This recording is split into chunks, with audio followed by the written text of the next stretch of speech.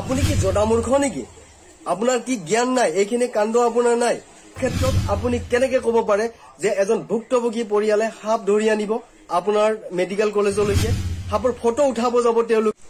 হয়, নমস্কাৰ, মোৰ নাম প্ৰাঞ্জিত ৰাজবংশী আৰু মই আজি এক বিশেষ কাৰণৰ বাবে আহিব লগা হ'ল যে যোৱা 3 অক্টোবৰ তাৰিখে নলবাৰী জিলাৰ ঈশানী কাশ্যপ নামৰ 5 বছৰীয়া ছোৱালীজনী অকালতে মৃত্যুক সাৱটি লোৱাৰ বাবে বৰ দুখিত হৈছো আৰু পৰিয়ালবৰ্গক সমবেদনা জ্ঞাপন কৰিছো। আমি আচলতে বৰ দুখিত আজি, বিশেষকৈ যেহেতু বিজ্ঞান প্ৰযুক্তিবিদ্যা বিশ্ব ইতিহাস ৰচনা কৰি থকা সময়ত আমি আকৌ পৌৰাণিক যুগলৈকে উভতি যোৱাৰ পথত। কাৰণ মই এইটো কথা মই নিজে কোৱা নাই, এই কথাষাৰ আমাৰ নলবাৰী মেডিকেল কলেজৰ এজন বিশেষ ব্যক্তি, যে নলবাৰী মেডিকেল কলেজৰ মুৰব্বী, তেখেতৰ ভাষ্য এয়া।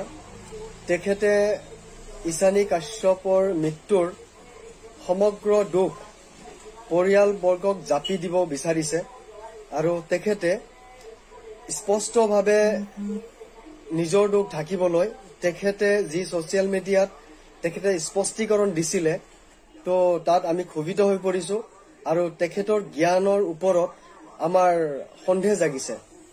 কাৰণ এজন চিকিৎসা মহাবিদ্যালয়ৰ যিহেতু মুৰব্বী তেখেত, আৰু তেখেতৰ মুখেৰে এনেকুৱা ভাষ্য শুনা বাবে আমি খুব লজ্জিত।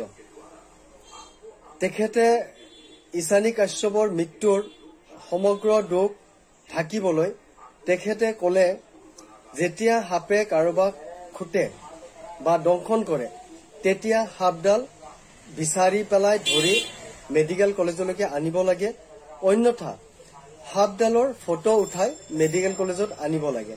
তেতিয়া হেনো তেওঁলোকৰ ট্ৰিটমেণ্ট কৰিবলৈ ভাল হয় আৰু তেওঁলোকে গম পায় যে এইডাল বিষাক্ত নে অবিষাক্ত সাপ। গতিকে মই মহাশয় আপোনাক জনাব খোজো যে এইটো পৌৰাণিক যুগৰ কথা আছিলে।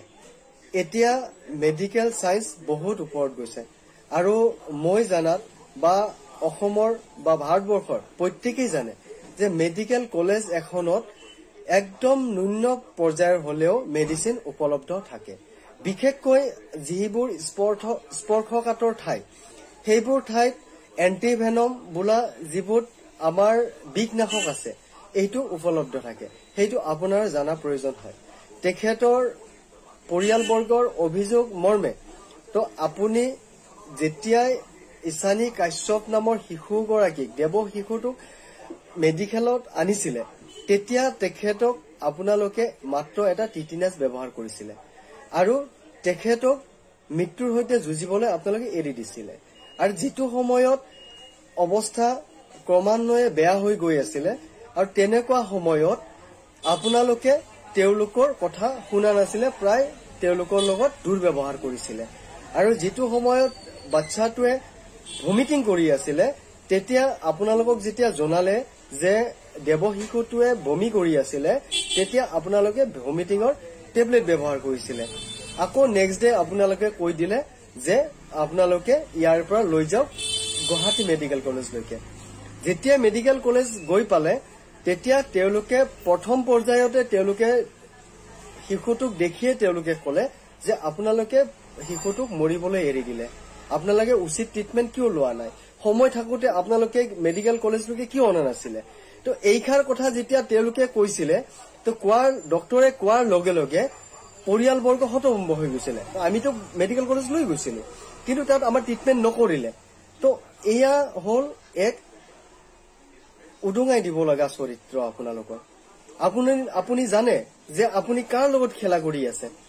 যিটো সময়ত আমি ৰেস্কুৱাৰ হিচাপে, এনিমেল ৰেস্কুৱাৰ হিচাপে সমগ্ৰ ভাৰতবৰ্ষতে দিনে নিশা আমি কাম কৰো, আমি বিষাক্ত সাপৰ লগত যুদ্ধ কৰো আৰু পৰিয়ালবৰ্গক আমি বচাবলৈ চেষ্টা কৰো। লগতে সেইবোৰ সাপে, কোনবোৰ সাপে খুটিলে মানুহ মৃত্যুমুখত পৰে, কোনবোৰ সাপে খুটিলে মানুহ মৃত্যুৰ মুখৰ পৰা বাচি আহিব, মানে বিষাক্ত নহয় অবিষাক্ত হয়, সেইবোৰ আমি তেওঁলোকক শিক্ষা দিওঁ আৰু অনতি পলমে বেজালিক বিশ্বাস নকৰি যে আপোনালোকে সোনকালে আহি পেলাই কোনো এখন মেডিকেল কলেজত ট্ৰিটমেণ্ট ল'ব লাগে বুলি আমি তেওঁলোকক পৰামৰ্শ দিওঁ আৰু তেনেকুৱা সময়ত যেতিয়া আপোনাৰ নিচিনা এজন ভদ্ৰ ব্যক্তিয়ে এনেকুৱা ছচিয়েল মিডিয়াত মন্তব্য দিয়ে ক্লিয়াৰিফিকেশ্যন দিয়ে তেতিয়া আমাৰ নিচিনা কষ্ট কৰি থকা দিনে নিশা অহৰহ কষ্ট কৰা মানুহবোৰ আমি ফটুৱা হৈ যাব লাগে আপোনালোকৰ কিছুমান কথাৰ বাবে আজি আমাক কোনে বিশ্বাস কৰিব যেতিয়া আমি তেওঁলোকক বাৰে বাৰে কওঁ যে আপোনালোকে বেজালি বিশ্বাস নকৰিব